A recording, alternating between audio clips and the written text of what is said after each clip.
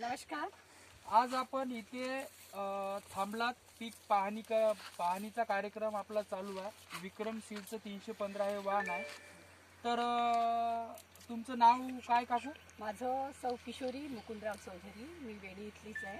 अच्छा. आणि माझं शेजारीच म्हणजे हा बरोबर.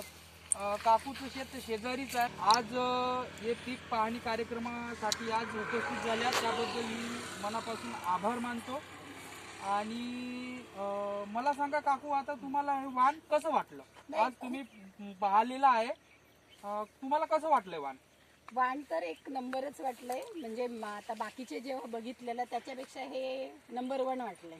बरं, म्हणजे तुम्हाला काय याच्यातलं नंबर 1 वाटलंय? म्हणजे याची फळाची जी संख्या आहे, पाती आहे, फुलोरा आहे, अच्छा. त्याबद्दल आणि याची वाढीबद्दलही आणि जे हिरवं जे आहे अच्छा. त्याच्याबद्दल ते खूप म्हणजे नंबर 1 वाटलं. नंबर 1 वाटलं. सगळ्यात तर मग मला सांगा, आता तुमच्या गावामध्ये जवळपास शेती करणाऱ्या किंवा शेतात त्यांच्या मतानुसार बी बियाणं आणणाऱ्या महिला भरपूर असेल. बरोबर. तर त्यांना तुम्ही काय सांगाल या वाहनाबद्दल?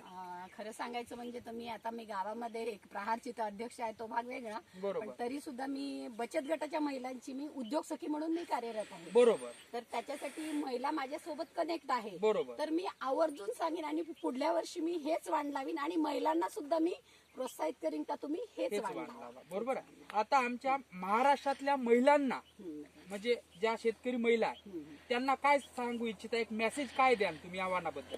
तर ह्या वाणाबद्दल तर मी सांगेन की नंबर 1 हे आहे, तर तुम्ही लावायला हरकत नाही. मी जसं म्हणजे मी ठामपणे सांगत आहे की मी हे पुढल्या वर्षी मी माझ्या शेतात लावीन.